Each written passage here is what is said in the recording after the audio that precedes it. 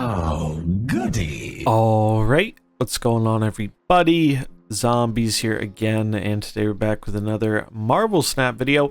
So in this one, we are taking a look at Iron Lad, today's new card. We're going to talk a little bit about what he does, if he's worth buying, and what decks you can use him in. So Iron Lad is a 4-cost, 6 power with the text on reveal, copy the text of your deck's top card. Now, one of the other cards releasing later on this month, Howard the Duck, is going to have some interaction with this, as you'll be able to view what the top card of your deck is, and that way kind of guarantee your Iron Lad is hitting what you want it to hit. However, I don't think that's actually going to be really needed for this card to be good. I think this is actually just a very powerful card, good stats for the cost, but the effect is actually kind of the nuts. If you build your deck in a way where this is not going to be whiffing very often, Devil Dino is one that comes to mind and we're going to look at, but there are so many good cards in that deck for you to hit, and being a 4/6 is just making it even better. Like, you can get a 4/6 Dino, you can get a 4/6 Darkhawk, there are a lot of big things that you can get. You could get another Rock Slide or a Korg, which is just a good disruption effect on a body.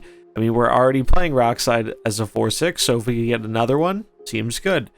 It just really seems like it's going to help with deck consistency in some lists, while also maintaining pretty good tempo and fighting for the lane.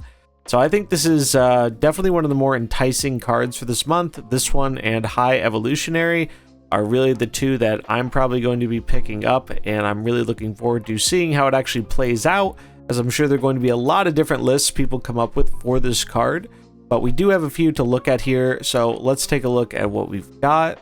The first deck we have here is a Devil Dino Darkhawk deck. So this one, really one of the better decks out there right now, in my opinion, and Iron Lad just makes so much sense in a list like this. Kind of almost everything in this deck is a good hit, from adding more rocks to the deck to acting as a second Darkhawk or Dino. You could also get a Doom, so you could get a 4/6 that summons 2 5/5, seems pretty insane. Can also offer more protection in Armor or Cosmo. Mystique might not even be a bad hit if we do end up playing it after a Darkhawk or after a Dino on a previous turn. Coulson's pretty decent too, refills our hand. Cosmo for protection. It's just, there really isn't a terrible hit in this deck. I think one of the worst hits you can get is like Sentinel. And even that is not the worst thing in the world, so I really do think there's a lot of value to Iron Lad in this kind of deck. And it's enough to where we probably replace what was previously White Queen in this spot for him. The next deck we have here is the very popular Stature Black Bolt Darkhawk deck that's been going around. This is another one that, much like the Devil Dinosaur deck, there's just a lot of good quality of cards here that we're happy to copy with Iron Lad, so we don't really need to worry about what specifically we're hitting, because just about everything is usually pretty good.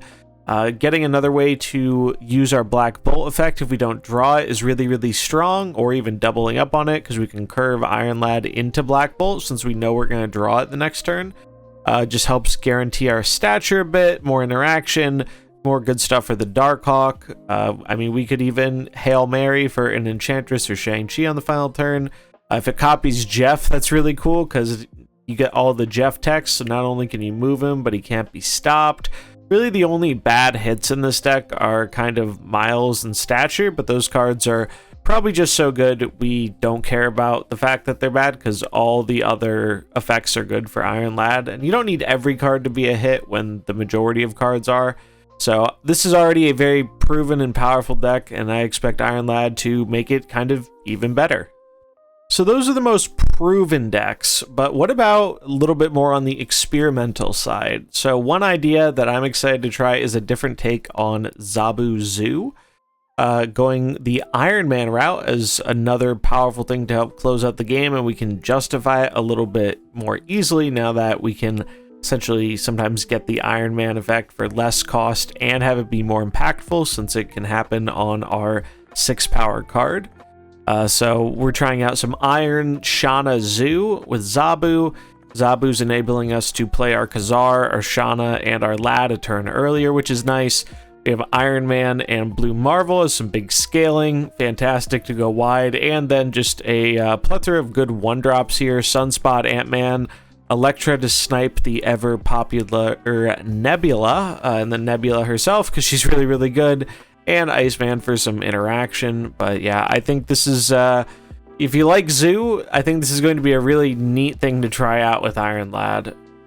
And last but not least, we have something that's probably a bit more on the meme side, but is going to be fun to try, and that is Iron Galactus. So they kind of showcased this when they announced the card, but Iron Lad can copy your Galactus if it's the top card of your deck.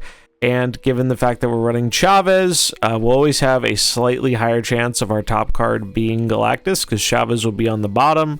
Unless a shuffle effect happens. So this is a neat idea for this kind of Galactus deck that is mainly trying to get Galactus off on turn 4 or turn 5. Iron Lad gives us a better chance of making that happen. We could also tempo it out if let's say we're missing ramp going into turn 5, gives us another chance at that, gives us a chance at disruption with Doc Ock. Maybe it can rebuy Spider-Man towards the end of the game to close down a lane. I do think it's pretty reasonable in this Galactus deck. Galactus is always kind of hurting for making room for cards, so it's a little tricky to fit it in there.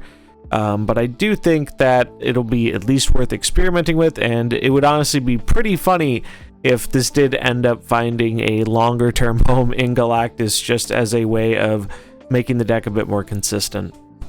So there we have it. We have 4 different decks for the new card, Iron Lad. I think this one is a worthy pickup if you enjoy the Darkhawk or Dino style of decks.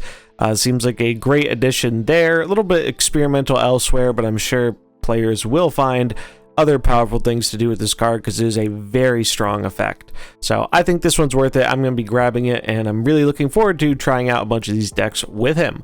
But that is going to wrap it up for this video. Let me know what you thought in the comments below, and if you enjoyed it, remember to like and subscribe, and I'll catch you in the next one. Peace.